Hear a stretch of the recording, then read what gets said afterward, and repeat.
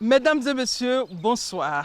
La Côte d'Ivoire en marche consacre ce numéro au secteur agricole. Notre caméra dans le milieu agricole mettra l'accent sur le programme national d'investissement agricole phase 2, le PENIA 2. Il court de 2018 à 2025. C'est un programme évalué à 12 000 milliards de francs CFA. Il s'agit de l'investissement pour la modernisation de l'agriculture afin de rendre ce secteur plus compétitif et durable. Et ce camion servant au transport des produits agricoles à Dufrebo, dans la région de l'Indénié-Diablin, est une preuve visible de cette stratégie. La Côte d'Ivoire en marche dans les différentes zones où des projets ont été réalisés grâce au PENIA 2. C'est parti.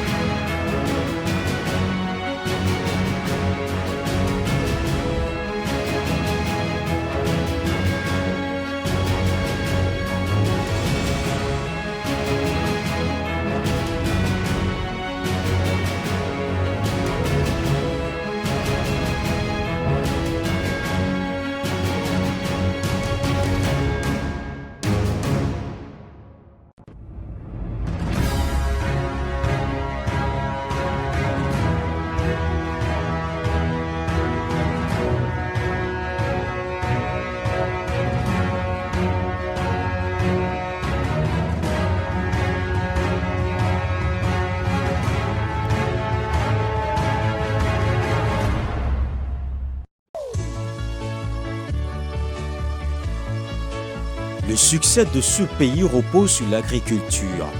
Ce slogan porté par le premier président ivoirien, Félix Houphouët-Boigny, pour traduire sa politique agricole solide et volontariste de la Côte d'Ivoire, continue de sonner dans la mémoire de milliers de planteurs. C'est devenu une marque indélébile.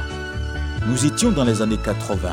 Plus d'un demi-siècle après, son écho reste semé dans l'esprit des Ivoiriens. De génération en génération, tout le monde retient que l'économie ivoirienne repose essentiellement sur l'agriculture.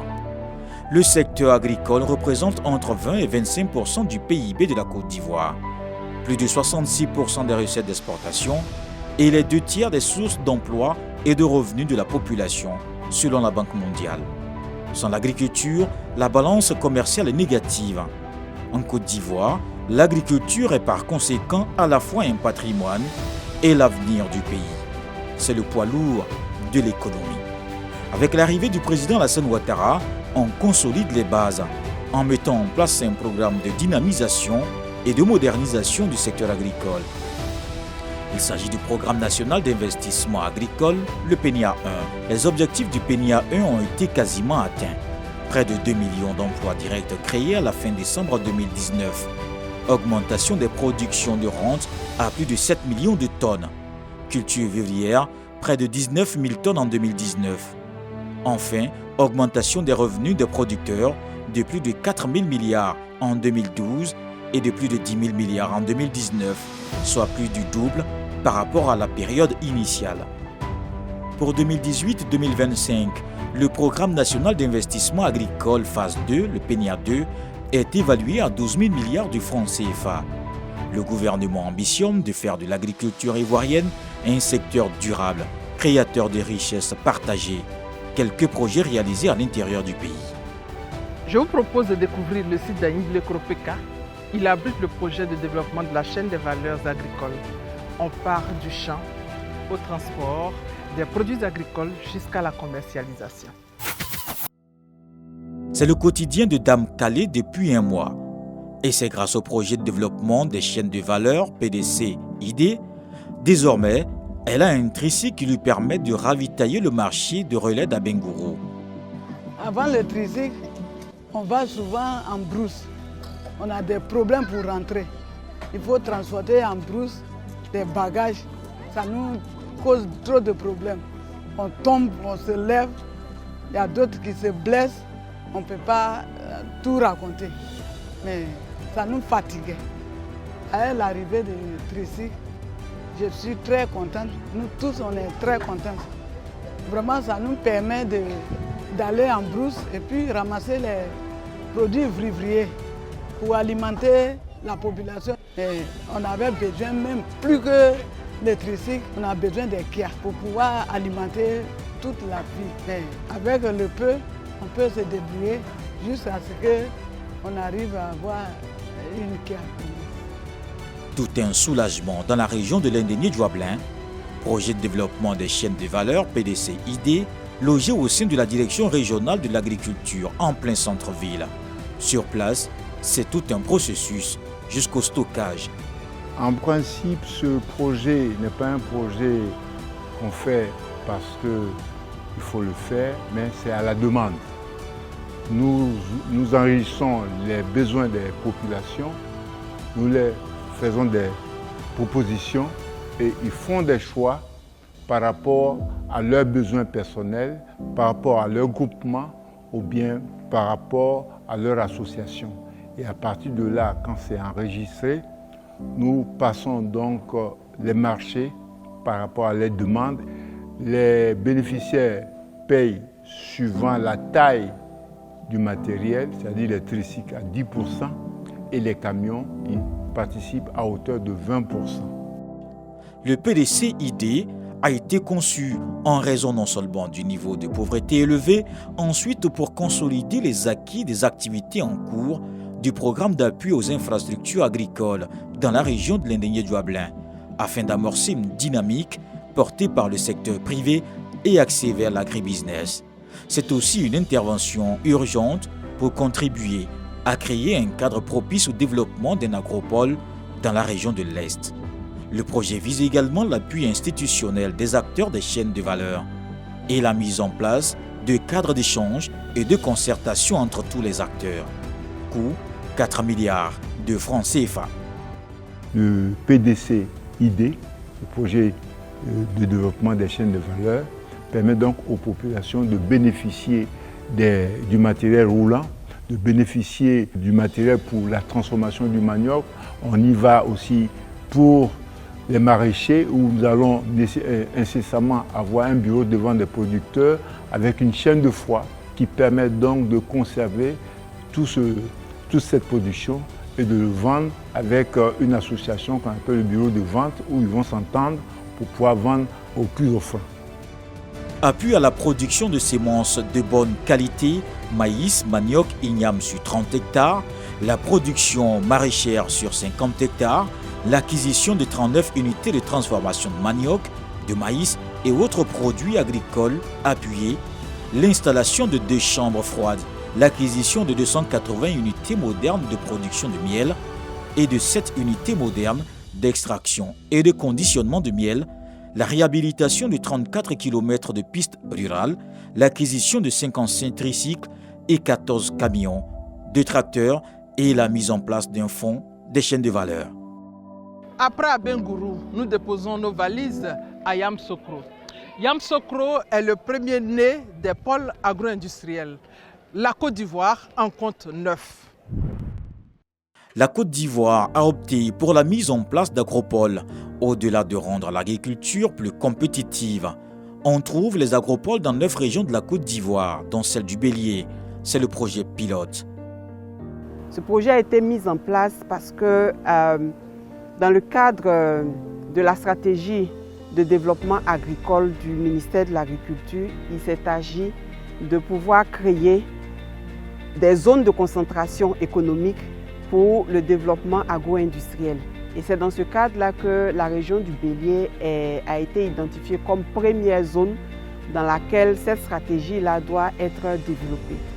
Et dans le cadre de ce projet, il s'agit pour nous de développer les productions agricoles, développer les conditions de commercialisation, de logistique pour ces productions agricoles, mais également d'intervenir sur la zone industrielle de Yamoussoukro afin que ces productions agricoles puissent être transformées. Le projet de pôle agro-industriel dans la région du Bélier, en abrégé 2PAIB, vise la transformation du secteur agricole selon une approche innovante. Dans le cadre de ce projet, le complément qui est fait, c'est de pouvoir renforcer ces filières avec de la valeur ajoutée en transformant, en structurant la commercialisation et également en structurant les acteurs de ces filières. Transformer et moderniser l'agriculture grâce à la restauration et au développement du capital productif, moderniser les moyens de travail du sol et de communication et promouvoir le secteur privé et l'industrialisation. Coût du projet de PAIB évalué à 80 milliards de francs CFA. Ces agropoles prévoient la mise en place d'infrastructures de base, santé, éducation, électrification, adduction d'eau potable, réhabilitation de bureaux administratifs, véritable système agricole intégré. Il s'agit de contribuer à l'émergence d'un pôle agro-industriel dans la région du Bélier à travers une dynamisation des filières agricoles porteuses, notamment le manioc, les légumes, porcins, poissons et le maïs.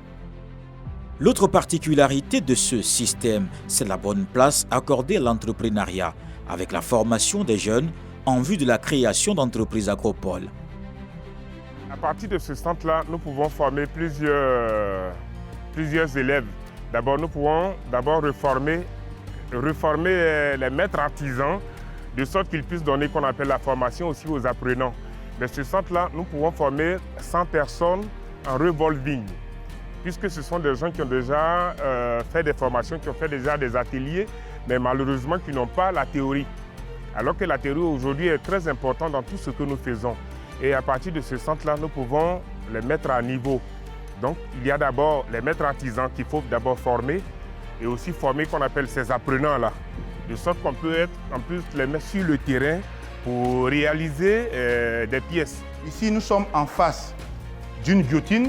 La guillotine, c'est cette machine même qui découpe les feuilles de tôle. Mais nous avons une machine qui coupe les faibles épaisseurs. Ça veut dire quoi? Les tôles de faible épaisseur jusqu'à épaisseur 2 mm, cette machine peut les découper. Donc, oui, allez-y, ils sont en phase de découper une feuille de tôle pour qu'on passe à l'assemblage au poste pour pouvoir fabriquer, réaliser une pièce pour pouvoir accompagner les outils agricoles. Ensuite, la transformation et la commercialisation des produits agricoles. Le cas de la noix de cajou, visite d'une unité à Yamoussoukro. Cette usine a une capacité de 20 tonnes par jour et elle emploie un effectif d'environ 170 personnes afin d'atteindre ses objectifs journaliers. Donc les différentes étapes de transformation commencent d'abord par la phase de calibrage qui permet de séparer les noix en différentes tailles. Ensuite, nous avons la cuisson et le décortiquage pour obtenir des amandes avec les pellicules. Ensuite, nous passons à une étape de séchage qui nous permet de pouvoir entamer l'étape de dépelliculage. Et juste après, nous avons la zone blanche qui nous permet de pouvoir faire le traitement et ensuite le paquetage de ces amandes. La stratégie de développement de la Côte d'Ivoire pour les prochaines années, axée sur l'industrialisation par la transformation. Et pour voir les preuves de cet investissement, vous allez voir les témoignages de nos bénéficiaires et des jeunes qui ont bénéficié de nos actions. Et justement, nous sommes sur les sites pour voir les retombées de ces différents projets dans les régions de l'Indénié-Diablin et du Bélier. Constat et témoignages. Région du Bélier, agripreneurs en formation. Transformation du manioc, igname et banane en farine. J'ai bénéficié du projet de PAI Bélier, ce qui m'a permis de faire une formation, bien évidemment, à l'ESA, à l'École supérieure d'agronomie, à l'INPHB. Et la formation est effectuée sur une période de 6 mois. Vraiment, on a été formé de façon théorique et de façon pratique. Aujourd'hui, on a fini la formation et on attend l'installation. Je suis venue grâce à la formation dans le but de pouvoir acquérir une formation technique parce que ici je sais qu'il y a des professionnels, il y a des gens qui sont là pour nous montrer parce qu'au départ moi on me disait non, c'est pas la période, c'est la période, on ne savait pas à quoi s'en tenir. Je sais qu'au sorti d'ici, j'aurai les capacités techniques pour pouvoir mener à bien un champ. Visite des périmètres maraîchers à Soubiakro, Zata et Yobouekro. Les femmes affirment leur autonomie dans la gaieté. Ils ont aménagé ce site-là sur 20 hectares. Yebouekro 1, Yebouekro 2. Nous sommes à Yebouekro 2 présentement. Nous cultivons ici la tomate, l'aubergine et puis le piment. Une fois que nous rentrons en production, nous avons notre équipement, notre thé qu'on pèse, on a les poids. Et quand on finit de peser, moi je suis chargée de la commercialisation. Donc j'envoie ça sur les différents marchés. À Yamoussoukro, à Bigan, à Tumodi, également à San Pedro. Quand ils sont venus faire cet aménagement-là pour nous, notre vie a changé. Et sur les 10 hectares, nous avons du gombo, nous avons de la tomate et il y a des espaces encore aménagés pour pouvoir continuer les travaux. À présent, il y a des cultures qui sont déjà en production. Et grâce à ce projet, il faut dire que nos mamans du village vraiment ont compris l'esprit de groupe, surtout aux côtés de l'agriculture. Et aujourd'hui, vraiment, on se retrouve avec ce projet. Parce qu'avec ce projet, chacun de nous, au moins, gagne son pain. Avant, pour avoir 100 francs même pour payer le poisson, en tout cas, c'était un problème. On avait des difficultés. Mais aujourd'hui, avec ce projet-là, nous-mêmes, là, on peut payer des cahiers pour nos enfants pour la rentrée scolaire.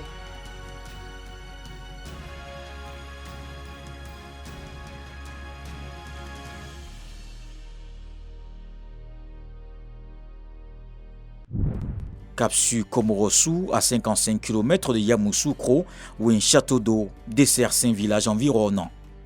Avant qu'il n'y ait pas de château, j'avais des problèmes d'eau. Je me réveillais à 4 h du matin pour aller chercher de l'eau à la pompe. Mais avant d'avoir de l'eau, il faisait les 16 h. Je ne pouvais pas aller au champ. Je partais au champ vers les 15 h, 16 h. À mon retour, je venais tardivement. Je ne pouvais pas préparer pour donner aux enfants. Mais actuellement, grâce à le projet, le gouvernement, j'ai de l'eau potable à boire. Je ne souffre même plus d'eau. Je me lève, je bois de l'eau comme je veux. Je fais tout ce que je veux avec l'eau. Je remercie le gouvernement.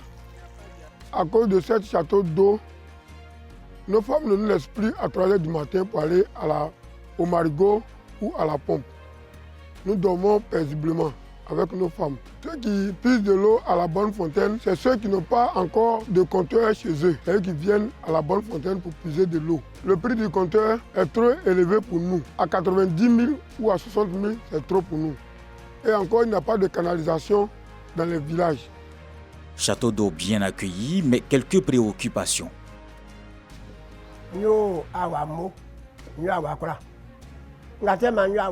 Par le passé, nos femmes partaient au marigot pour avoir de l'eau. Et cela provoquait des maladies. Après, nous avons eu des pompes. Mais les pompes aussi causaient beaucoup de dégâts. Parce qu'arrivé à un certain moment, on n'arrivait plus à avoir de l'eau. Ce n'était que la boue. Aujourd'hui, l'État de Côte d'Ivoire a décidé de nous offrir un château d'eau. Il suffit d'ouvrir votre pompe à la maison, vous avez de l'eau potable. C'est pourquoi nous disons merci infiniment à l'État de Côte d'Ivoire. Mais je voudrais plaider auprès de l'État parce que nous demandons des compteurs, mais les compteurs coûtent cher. Après Komorossou, direction Nguissankro et Bofia, dans la sous-préfecture de Tumodi.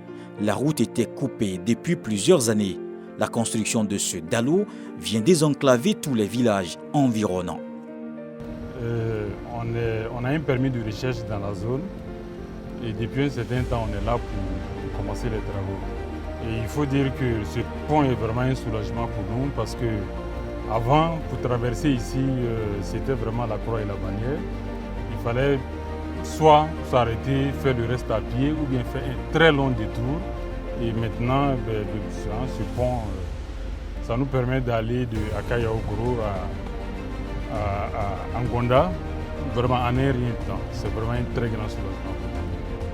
Des témoignages, mais il y a surtout celui émouvant de cette petite écolière après la construction de ce bâtiment à Koriakro dans le département de Yamoussoukro. Je suis tellement contente. On a eu un nouveau bâtiment de 3 classes. C'est pourquoi je pleure de joie. Des larmes de joie qui, pour le directeur, montrent combien de fois le besoin était visible. Voici où l'école maternelle de Koriakro avait commencé en 2018. Grâce au projet de PAI, nous avons un bâtiment qui désormais va abriter cette école. Le bâtiment, je précise, répond aux normes de l'enseignement en Côte d'Ivoire. Le projet de pôle agro-industriel bénéficie à près de 462 000 personnes, soit 64% des habitants de la zone, dont 112 000 personnes d'une manière directe, 800 jeunes diplômés et 200 PME, dont 50 dans la transformation des produits. Leur témoignage. Grâce au projet, nous avons pu obtenir un financement de 3 millions qui nous a servi dans l'ouverture de nos services de prestation de services mécanisés dans la région.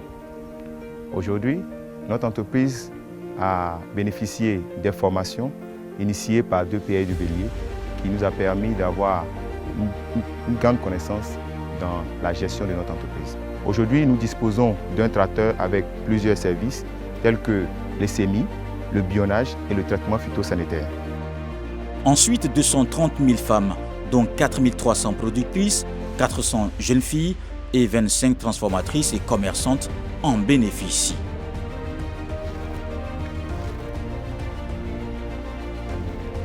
Avant, pour faire sortir la banane, le vivrier de la brousse, c'était pas du tout facile. Quand on coupe pour mettre dans le champ, on est obligé de prendre ça comme ça, mettre sur le pôle, charger, sortir. Vraiment, quand on arrive, on a tous les courbatures, on ne peut plus rien faire. Et des fois, même la marchandise se gâte en brousse parce qu'on n'avait rien comme tricycle, comme camion pour faire sortir la marchandise de la brousse. Mais maintenant, par la grâce de Dieu, on a un tricycle qui nous aide beaucoup. Ça fait que les frais ont diminué et on arrive à s'en sortir, à scolariser nos enfants, à s'occuper de la famille. Maintenant, je vais vous montrer le tricycle que le gouvernement nous a donné.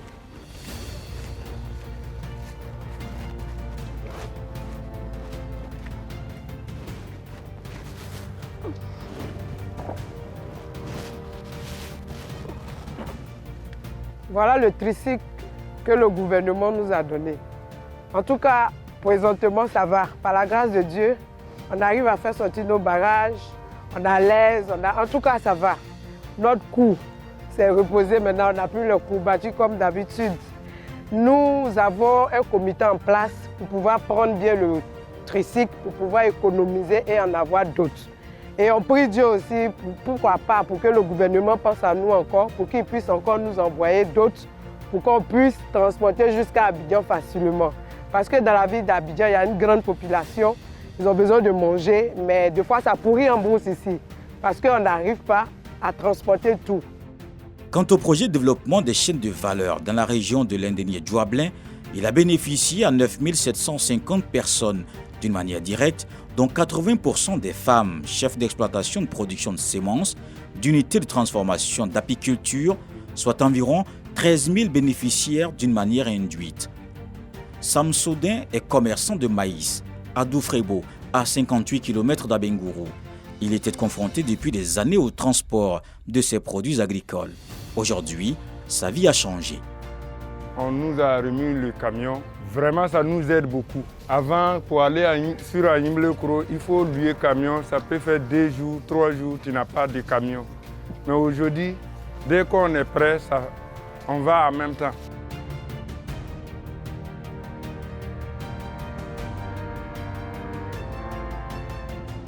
On a un cycliste qui fait sortir les bagages en brousse. Comme le camion est trop bas, donc là, si ça arrive ici, ça évacue ça en même temps. Et puis que le camion est venu, transport de 15 000, ça nous revient à 10 000. Donc les 5 000 vont à la caisse. Donc vraiment, le gouvernement nous a aidés. Camion là aussi, c'est 1. Donc ça ne nous suffit pas. Si on gagne plus grand que ça, ça nous aide beaucoup. Mais des défis restent à relever pour une agriculture moderne et compétitive, notamment au niveau de la transformation des pistes rurales et de l'installation des jeunes. Les bénéficiaires des différents projets du ministère de l'Agriculture soulèvent des préoccupations qui ont besoin de réponses. Et pour en parler, nous sommes avec M. Komwe Bernard, représentant le ministre de l'Agriculture et du Développement rural. Avec lui, nous allons faire le point des actions du gouvernement dans le secteur agricole qui se modernise là de plus en plus. Et Nous sommes à Kpangbassou, à 2 km de Yamoussoukro. Bonsoir, monsieur le directeur. Bonsoir, madame. Première préoccupation pendant notre tournée à l'intérieur du pays, la première préoccupation des bénéficiaires concerne leur installation. Merci madame, merci pour l'occasion que vous nous donnez pour nous exprimer sur ce sujet. Et il faut dire que dans le cadre de la mise en œuvre du PNIA, un accent est mis sur la professionnalisation, notamment comment orienter les jeunes à être plus professionnels dans le secteur agricole. Et pour ça, il y a des formations qui sont effectuées pour les encourager à être des véritables, on peut dire, des entrepreneurs. Donc dans ce cadre-là, il est clair, un mécanisme de financement doit pouvoir les aider à s'installer sous forme d'appui véritable. Donc c'est dans cette dynamique que nous sommes en train de mettre en place ce fonds. L'état des pistes rurales reste une autre préoccupation des bénéficiaires. C'est une préoccupation majeure pour nous. En prenant le projet Bélier, nous avons plus de 500 km qui ont été réhabilités.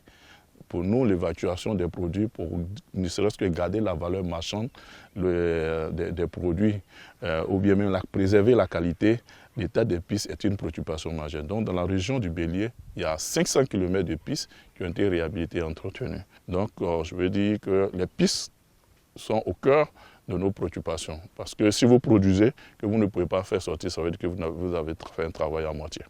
Monsieur Komoué, nous avons fait le tour des préoccupations des bénéficiaires, mais maintenant nous allons faire un bilan de vos actions de 2011 à 2020. Déjà, ce que nous avons pu faire depuis 2012, l'objectif du PNIA 1, c'était véritablement d'assurer la croissance, la production, aussi de restaurer les facteurs de production à la sortie de crise. Donc là, vous avez vu des projets pour lesquels on a pu subventionner, on peut dire, en termes d'intrants. Il y a eu d'autres projets de développement. On a eu le projet dans le nord sur les petits exploitants avec les partenaires comme le FIDA. On a eu des réformes aussi, notamment dans le secteur, que ce soit avec le Conseil Café Cacao, la création du Conseil Coton Anacarde, et récemment la création du Conseil EVA Palmier. Comme vous regardez, nous avons une croissance au-delà de ce que nous avons estimé. On s'attendait à 6% de croissance de la production, nous avons atteint 9%. C'est aussi la stabilisation des activités agricoles. Pour certains, pour la création de l'emploi. Donc on a eu plus d'1 million d'emplois créés ou d'emplois stables dans le secteur. Sans oublier, l'une des activités phares, c'est la promotion même du secteur agricole. Vous avez vu maintenant, le Sahara a été relancé depuis 2015. Les éditions, chaque année, c'est une bonification d'année en année. Donc en gros, c'est véritablement, on peut dire, les résultats même qui sont montrés au-delà du terrain sont visibles même au Sahara. Lorsque vous y arrivez, vous sentez qu'il y a eu une émulation dans le secteur depuis 2012 au regard de tous les investissements qui ont été réalisés. Et là, nous sommes à côté d'un tracteur, c'est vrai. Est-ce que vous pouvez confirmer devant les téléspectateurs, les planteurs, les agriculteurs, en fait toute la population ivoirienne, que l'agriculture se modernise de plus en plus? L'une des préoccupations, c'est la mécanisation.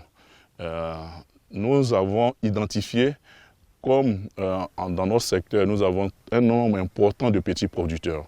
Chacun ne peut pas acquérir un tracteur. Donc là, il y a le développement des centres de mécanisation qui sont en train d'être mis en place. Nous avons le centre de mécanisation de Napier, de celui de Tissiné-Matiali qui est en place, qui permet de faire des prestations autour des acteurs. Merci, M. Komoué Bernard. C'est moi qui vous remercie. Vous êtes le directeur de la planification, programmation et financement au ministère de l'Agriculture et du Développement rural. Merci à vous d'avoir répondu à toutes nos préoccupations. Voilà, c'est la fin de ce magazine d'information réalisé par Cissé Images. Merci de votre fidélité.